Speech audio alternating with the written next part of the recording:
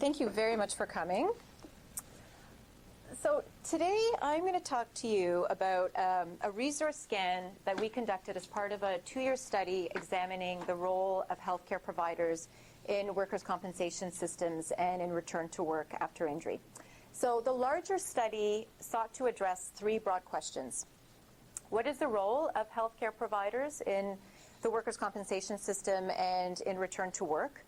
What challenges do they face? And what can help engage healthcare providers in workers' compensation and in the return to work process? The study consisted of 3 main parts. So the first part was a document analysis of materials that had been produced and aimed at healthcare providers about their role in return to work and in workers' compensation. And so that's what I'm going to talk to you about today. And then we also did interviews with healthcare providers examining their experiences with workers' compensation and return to work, and interviews with case managers about how they interact with healthcare providers and how case managers view the healthcare provider role. So unfortunately, I'm not going to talk about those 2 parts, but I'm going to just give a little plug that hopefully early next year, I'll do a plenary on those the second part of the study. So I invite you all to come back and hear about that. So before we started doing the interviews as part of the study, we wanted to know what sort of information, resources, and programs were available for healthcare providers. And we wanted to know what sort of messages were embedded in these materials about the scope of the role of healthcare providers. We were interested in the language that was used in the resources, any gaps or contradictions that could be found in the resources. And we also wanted to know where these resources or materials could be found. So who was developing them? So what we did is we searched for resources in each of the Canadian provinces and territories, and we decided to focus specifically on physicians because typically they're the primary treating clinician during workers' compensation claims. So along with our advisory committee and the research team, we developed a list of organizations that were likely to produce materials on our topics of interest. And these included organizations such as the workers' compensation boards, obviously, provincial and federal government ministries and agencies, medical regulatory bodies, post-secondary institutions that were providing medical training, union worker, and community organizations. So we searched for materials in those sources. Then we also used a snowball technique. So when, let's say, we accessed a website, we looked at the links that the website had to see if there were any other organizations that we should look at. And then finally, we developed a list of keywords with the help of the library here, and to identify any other materials that might be relevant. And we did a web search to see if that would uncover any other materials. So once we had a material, we then saved it, reviewed it, and cataloged it electronically. And the resources were categorized according to the jurisdiction, so where it was found in Canada. The source, so who produced the material, was it a WCB, Workers' Compensation Board? Oversight body, the intended audience, so was it for GPs or was it for medical students, specialists, the topic and content of the resource, so was it about roles and responsibilities, clinical guidelines, medical assessments, the type of material, was it a policy statement, fact, guide, workshop, and then we had another category of forms because we found quite a few forms. And I'm not going to talk a lot about the forms because they were so different from the other materials. We pulled them out and we're doing a separate analysis just on the forms. So we're just talking about the other types of resources. In terms of the type of resources we included, so they all focused on compensable injuries. So we excluded resources that were on sports injury and chronic illness. Again, we wanted to look at resources that were specifically for physicians. So the physicians were the audience and not general material. So as an example, when we went to a workers' compensation board website, we looked at under the healthcare provider section and not necessarily throughout the entire website. And then we also looked at materials developed by provincial physician associations because we assumed if they were developing materials on these topics, on return to work, for example, the audience would be physicians. So the resources were captured between May and September 2014. So this is a while ago now because, like I said, we did the resource scan at the start of our study, and the study was a 2-year study. So this is why the lag. So before I begin, some caveats. As you can probably tell, this was a gray literature search. And what we found very quickly was that gray literature is a constantly shifting landscape. So sometimes we found materials and then we went to look at them again and they would be gone. Sometimes they looked different, they were modified, changed in some way. So there might be a material that we looked at in 2014 that is called the same thing but actually looks quite different now. So I just want you to keep that in mind as I'm going through this. I also have no doubt that we missed some materials. And the reason that is we sometimes found references to workshops and programs in an annual report, for example, and then we couldn't locate any other information about that program. And then sometimes we just didn't have access to certain types of content. And often that happened with content related to remuneration for various services. Sometimes the content was locked behind a particular website. I also just want to note that there are certain things we can't know from this kind of scan. So we don't know how often materials or resources were being accessed. So there could be a really great workshop, but if it's not used very much, then it doesn't really do anything. We don't know also whether physicians access general or multi-audience resources. So there are a lot of great resources on return to work. We're not really sure whether physicians would seek out those types of resources, or are they just looking at things that are directed specifically at them as an audience.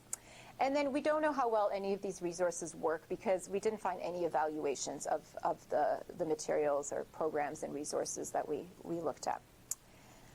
And then the final thing I want to say is that what I'm giving you is really an overview of the body of resources that we found that were developed for physicians. And there are some exceptions, and I've tried to note them as I'm in the presentation here, but if I talk a lot about them a lot more in the final report. So if you're interested, please contact me and I can send you a copy of the final report that focuses on this resource scan, and you'll see there are sort of exceptions to what the findings that I'm talking about. Okay, so now the breakdown of resources. So in total, we identified 187 resources that sort of fit our search criteria in terms of the topic and so on. And 33% of them were forms, so injury reporting and medical certification forms. 24% were fact sheets, and then 15% were guides. And then there were some other resources which included policy statements, workshops, courses, which were not found as often. The resources tended to be clustered in British Columbia, Alberta, Ontario, and Quebec. But we found resources in each of the jurisdictions that we looked at. The main sources, not surprisingly, workers' compensation boards were one of the main sources we are looking at. We're interested in workers' compensation and return to work, so that's not surprising. But also post-secondary institutions and medical associations. We didn't find many resources that were developed by community organizations or government ministries, although we did find a few. Now, in terms of the breakdown of resources, this is how they were clustered. So first, policy and position statements on the role of physicians in workers' compensation systems and disability management. That was one cluster. Materials on specific work-related injuries and diseases and how to treat and recognize these, so things like occupational asthma, occupational cancers. Physician forms, first reports, functional assessments, and also these included accompanying instructions and guidelines on how to fill out those forms and some general guidelines. and then resources on the medical management of specific conditions, including things like disability duration guidelines, opioid guidelines, critical path matrices, and these took various forms. So sometimes they were very short fact sheets, and then sometimes longer guides. Like I mentioned at the start, we were also interested in having a deeper look at what these resources were telling physicians. And we really feel that these resources, materials, and guides embody discourses about what is expected of physicians. So how are physicians instructed to behave as part of workers' compensation systems? What are the dominant narratives about key processes such as return to work? So our deeper analysis focused on the key messages and discourses in the materials that we identified. And we considered also things like the gaps in the materials and contradictions, any kind of silences. And our analysis was informed by an examination of some of the key issues in the critical qualitative return to work literature. So of course we did a literature review before we put in the grant, before we started doing the project. And so we wanted to know, do these materials prepare physicians to address some of the issues that have been identified in this body of research and to treat patients within the context of workers' compensation? Okay, and again, the results of this focus on the body of the resources. Okay, so the first thing we found quite ubiquitous in the resources were messages about the benefits of return to work and the benefits of work in general. So work in these resources is often described as being good for the patient's health, early return to work and recovery from injury while at work, even if the patient is still experiencing pain, is often recommended. And a number of times we heard return to work described as good medicine. Okay, so this is just an example how return to work is discussed. So absence from the workplace is detrimental to the physical, mental, and social well-being of your patients. Timely return to work is therapeutic. And return to work is often safe and beneficial for the patient in their own job or an alternative modified job even before full recovery.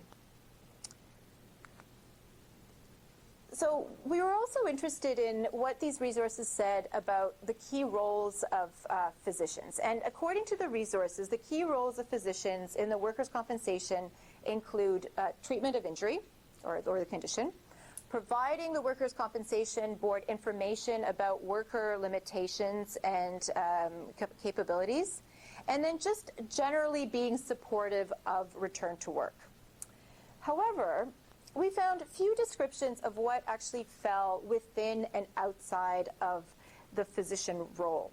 And in some jurisdictions, we actually found contradictions in the messages about the role of the healthcare provider. So as an example, we looked at some resources in Newfoundland. In one resource, the key players in the workers' compensation system were described as the worker, the employer, and the case manager. No mention of the healthcare provider at all. In other resources, the healthcare provider is described as a key stakeholder in the system as well, so some inconsistency there. We also found that the language was often used in the resources was often somewhat non-specific and open to interpretation. So terms like prompt reporting or early return to work. So what prompt means to one healthcare provider, of course, could be very different to what prompt means for another healthcare provider. So again, this kind of lack of specificity around terms like that. And then while the resources wanted healthcare providers to be supportive of return to work, the mechanisms of that role were often vague and not clearly laid out. So like, what does being supportive of return to work actually mean, right? As an example, contact with the employer. So some of the resources mention there should be contact with the employer. But who is it that the healthcare provider is supposed to contact? Is it the supervisor, the HR person? When is the contact supposed to take place? Is it before you start return to work planning? As soon as you see your patient? Is it as they're returning back to work? How often? What information is the healthcare provider should the healthcare provider be providing to the employer? So those sorts of details in many of the resources were missing.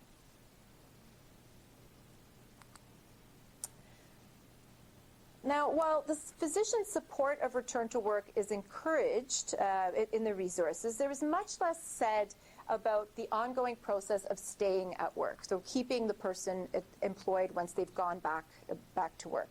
So materials rarely provided guidance on what the healthcare provider should do in circumstances when return to work doesn't go very smoothly. How should return to work be managed from the healthcare provider perspective when social relations at work are poor? What should be done when appropriate accommodated work is not provided? So this is an example from a Saskatchewan resource. It says, physicians should always assume that employers can and will accommodate even if the workers think otherwise. Right? So this idea that, things are just they're going to work out.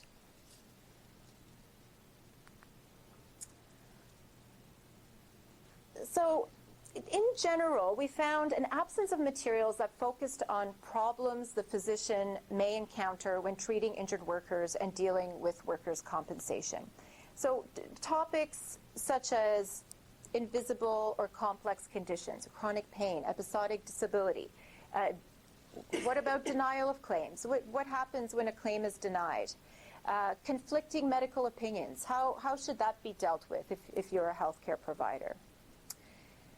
Some of the resources we found also recommended working with a company occupational health service or a healthcare department to help plan return to work. And again, to us, this suggested a focus on large workplaces because really a small workplace probably won't have those resources in place. And we know that return to work in smaller workplaces is more challenging.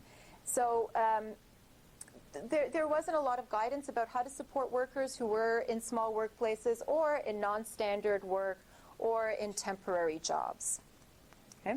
And then finally, the other thing we found was there was no information that we uncovered targeted towards physicians who were working in walk-in clinics or in emergency rooms. And of course, these kinds of healthcare providers might have special challenges related to return to work and return to work planning. And we found this particularly interesting because it was an issue that came up in the second part of our study about the injured workers being sent to walk-in clinics and ERs and the challenges of dealing with return to work in those circumstances.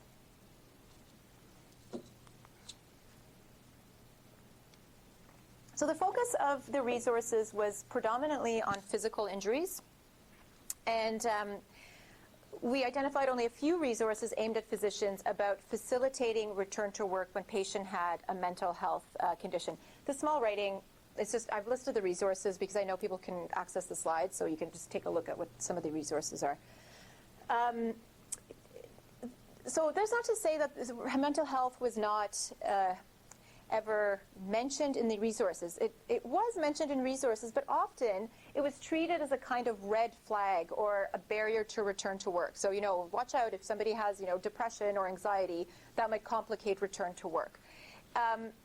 But fewer resources actually discussed, okay, how do we do return to work planning with those patients who have work-related mental health conditions? Or what are the strategies for collaborating with other healthcare providers in the mental health field, for example, psychologists? Right? So that kind of information was not found very frequently. And then we also didn't find information about lodging a work-related mental health claim and how to go about doing that, even in jurisdictions such as BC that have recently permitted such claims. So sort of imagine that maybe healthcare providers would have some questions about, okay, well, is the process different? Do we, what kind of evidence should we be providing? Or so we didn't find anything about that. So we know that as part of working with injured workers, healthcare providers can expect to have to share information with workers' compensation decision makers and employers during the return to work process. And the discussions of privacy, when they were present in the resources, tended to simply instruct physicians to get their patients' consent prior to sharing of information. So here's one resource from Nova Scotia. It says patients should sign a release of information form allowing you to share information with the worker's employer. If the worker refuses to sign this information release, contact the WCB caseworker immediately. What we didn't find as often were discussions of what sort of information can and should be shared with third parties. Can patients expect certain details to remain private? So like pre-existing conditions or the medication that they're using. Now, the Canadian Medical Association policy statement, they have a good policy statement called the Treating Physician's Role in Helping Patients Return to Work After an Illness or Injury, does address issues of confidentiality and privacy. However, in the statement, physicians are encouraged to familiarize themselves with legislation in their own jurisdiction, including at their own workers' compensation board. However, discussions of privacy and ethics were almost completely absent from these provincial materials. So this resource is sending physicians to the boards, but the boards haven't really, that we could find, hadn't developed this kind of information that discussed privacy and confidentiality issues in any sort of full way. We also, I guess we're a little bit surprised that resources that were directed at physicians rarely included a comprehensive overview of the workers' compensation system. So what I mean by this is, okay, how does the system operate? A kind of process map. So a person files a claim, and then what happens? Information about different players in the system. So who might the healthcare provider come into contact with? Internal medical consultants. What role do they play in the system?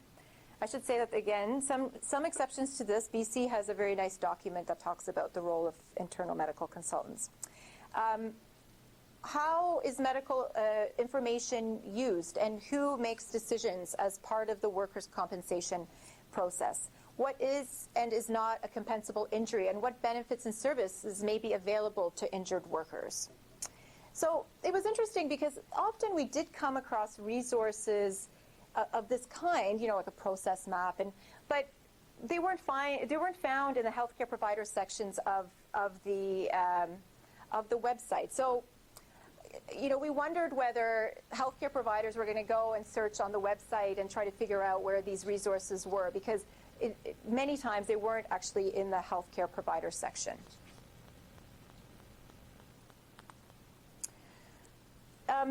So we found that the resources tended to be fairly concise, and so we wanted to know how easy would it be for physicians to access additional information and support if they needed it about various issues, about return to work or treatment options. And what we found was that most resources issued by Workers' Compensation Board only had a general inquiry number or website address, which would not lead to information directly relevant to physicians. So, just a general WCB website, let's say. Most resources didn't have information about how to reach a claim manager or how to get further information about a patient's claim or about the workers' compensation system or about return to work. And it was interesting because it was more common to have telephone lines specifically dealing with billing and payment information or inquiries, but not process and claims issues. Right? So in such circumstances, I think finding support or additional information really necessitates additional time and effort on the part of the physician or his or her staff to search out these resources, and we think may serve as a barrier for physicians accessing this information and being involved in the workers' compensation system and in return to work.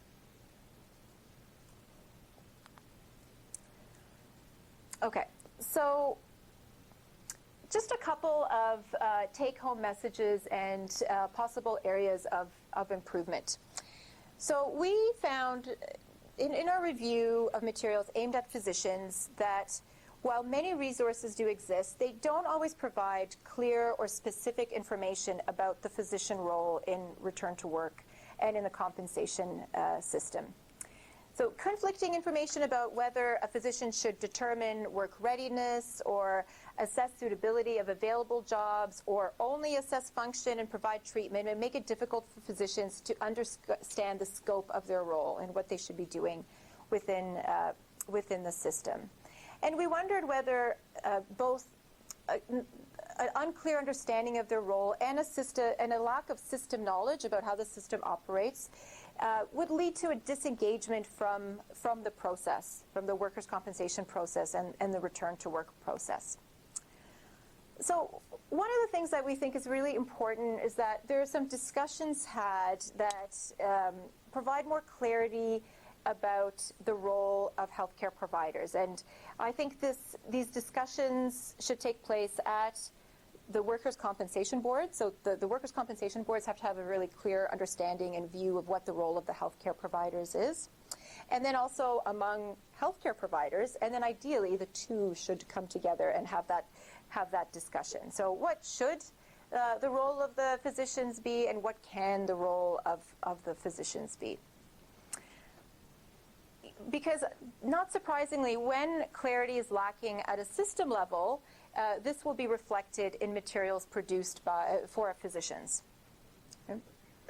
I also think that there needs to be some healthcare provider specific information about the workers' compensation system and how it operates. Now, of course, not every healthcare provider is going to want to know the ins and outs of, the Workers' Compensation Board and how it works. But I think it is important to have that information accessible to healthcare providers. And there are many different ways that this could be provided in medical schools, during physician training where there's a bit more of a captive audience. In the healthcare provider section of websites, again, we were really surprised of how rarely that was provided in these healthcare provider sections of websites. It would just seem like an obvious place to provide that information. Courses for CME credits and smartphone apps. So these were some of the suggestions that actually came out of the second part of the study from physicians themselves, of how they would like to see information provided about workers' compensation and return to work. Now, we know that physicians may have different capacities for involvement in return to work, in the return to work process. So, for example, physicians with a specialty in occupational medicine might know a lot about the workers' compensation system, might understand the return to work process really well, the challenges, versus a general practitioner might have more limited knowledge and may not see as many injured workers. And similarly, straightforward injuries are likely easier to manage than complex injuries and prolonged claims. So we really like this one idea that came out of BC, which was that they have a program that allows physicians to opt out of return to work planning, or to tick a box on a form and actually receive support from a case manager or an internal medical consultant. So then that physician is contacted and they get support with return to work or whatever issue that they're having with the return to work program. So we really like that idea because I think it also can be used in other settings. So, for example, it might be useful for physicians seeing injured workers in emergency rooms or in walk-in clinics because, we know that really return to work planning in those circumstances is not going to be ideal, right? So potentially that's a good idea to be able to opt out of return to work planning in those cases. One of the gaps that we found in the materials reviewed relates to guidance about what to do in complex and difficult situations. So limited information about how to manage mental health claims and how to deal with challenging return to work situations.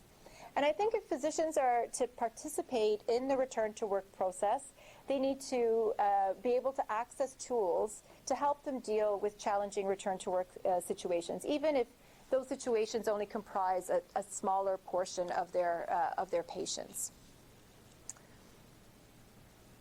So injured workers, particularly those with complex conditions, may experience issues such as chronic pain, depression, anxiety, and these issues are poorly addressed in the materials that we reviewed. And such conditions give rise to important issues for physicians. So how should chronic pain be managed in the context of return to work? How can physicians support the return to work of patients with mental health conditions? How should a healthcare provider assess capacity and limitations in those situations? What is appropriate and accommodated work for workers who have some of these conditions? So I think this is an area where really further guidance is needed. Okay. So the final thing I just wanted to mention is around the messages sent to physicians about the benefits of early return to work. And these messages are presented in fairly unequivocal terms. So return to work is good medicine.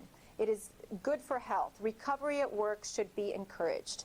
So while there are, of course, clear links between unemployment and poor health, and in many circumstances, return to work is what we want for patients at that time, not all workplaces are safe and healthy.